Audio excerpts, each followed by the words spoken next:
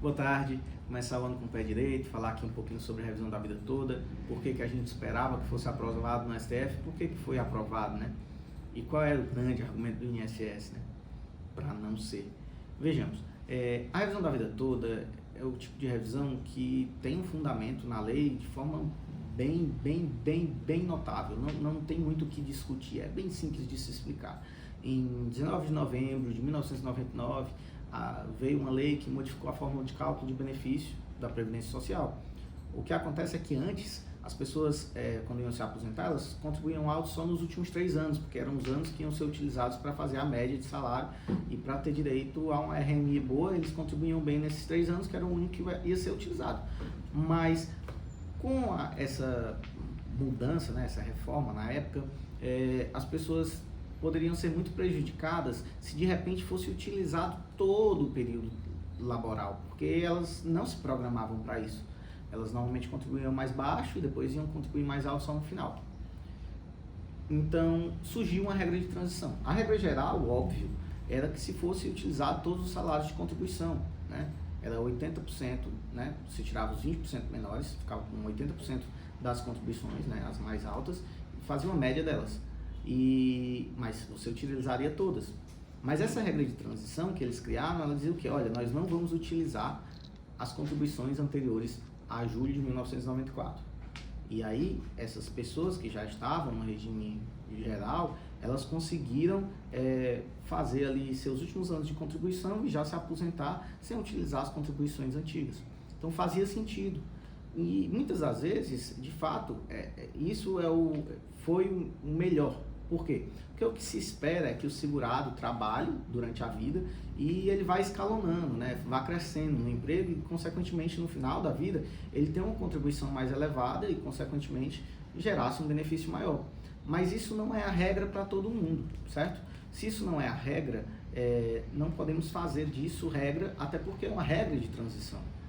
Veja, alguns segurados que trabalhavam em empresas, que trabalhavam autônomos, né, empresários, professores, você pode citar aqui também bancários principalmente, tinham um salário muito bom antes de julho de 94 e esses salários foram descartados, quando não deveriam ser, porque o certo era que aplicasse a melhor regra. A regra do melhor benefício, ela é absoluta dentro do INSS. Então, deveria ser concedido o melhor benefício, deveria ter sido aplicada a melhor forma de cálculo, principalmente quando essa forma de cálculo é a forma de cálculo da lei, digamos assim, a obrigatória. Ela não é uma transição, uma regra de transição. Então fazia sentido que você pudesse aplicar isso para as pessoas que fosse favorável. Então o que acontece? Quando você pega um cliente desse tipo, você pega um bancário aposentado, e aí você faz o cálculo, você pode usar o previdenciarista, o cálculo jurídico, você exporta o CNIS para lá, vê se todas as contribuições estão em dia, bota a data do aposento, etc. Vai vir lá a RMI calculada com base, né, nessa média de toda a contribuição e não só das a partir de julho. E você, se for vantajoso, você ingressa com a ação judicial, né? E você vai pedir isso e não faz sentido que fosse negado. A gente passou pelo STJ, a gente ganhou no STF, teve um pedido de destaque, o julgamento foi levado à pauta presencial novamente, porque teve a pauta, mas foi online, né, na época que ainda estávamos na pandemia, porque já era um período de transição, mas ainda estava fechado. O resto das instituições funcionavam, mas para os ministros ainda era uma época pandêmica, digamos assim. E aí teve que fazer tudo novamente e nós ganhamos. Nós ganhamos o direito, um direito justo, um direito que está na lei. E o que é interessante de se perceber, né? Como eu sei que uma pessoa tem direito? Basta que você veja se essa pessoa contribuiu antes de julho de 1994 e se contribuiu, se era um valor significativo, é bem provável que tenha. Se não era, ainda assim é bom levar até um especialista, né, para poder fazer esse cálculo. E fazendo o cálculo, qual é a situação que pode impedir as pessoas de receberem? Se você tem um cliente e já passou mais de 10 anos do aposento dele, vai ter decaído o direito, então infelizmente ele não vai mais poder revisar. Mas aí tem alguma coisa que possa me ajudar com isso?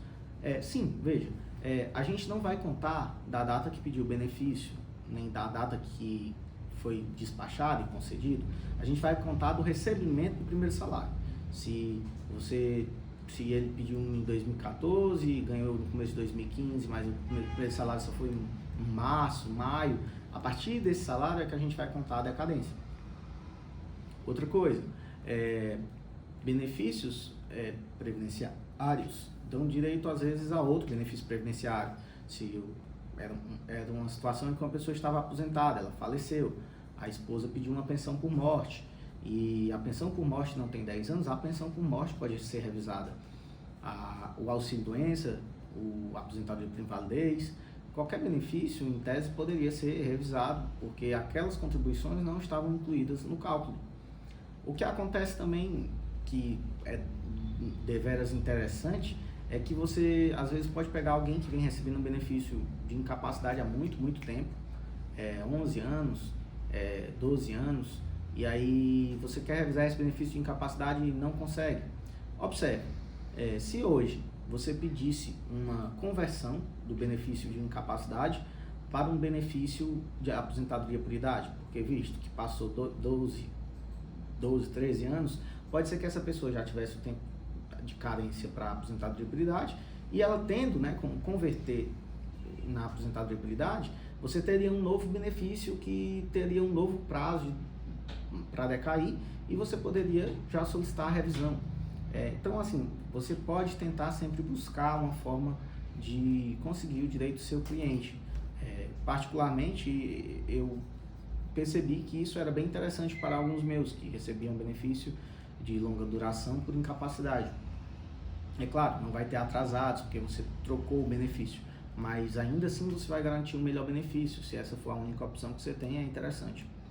E é por isso que a gente esperava que passasse na STF, porque é uma tese que realmente faz sentido. A gente não está forçando a barra, né? E a justificativa do INSS, como a gente via, era unicamente financeira, atuarial, orçamentária, e parecia que era mais uma coisa política.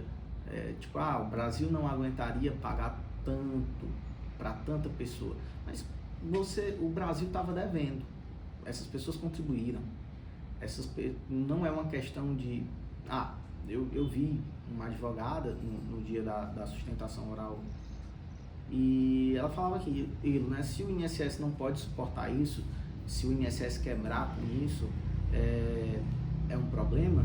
Imagine, se a justificativa do orçamento não ser o suficiente não funciona, o INSS não funciona e ele já quebrou, ele já não funciona. A gente quer buscar um INSS que realmente funcione, e não temos como dar uma justificativa financeira para não conceder algo que é de direito das pessoas. Então hoje a gente vai ficar por aqui. Chama aí no direct qualquer dúvida, e é isso.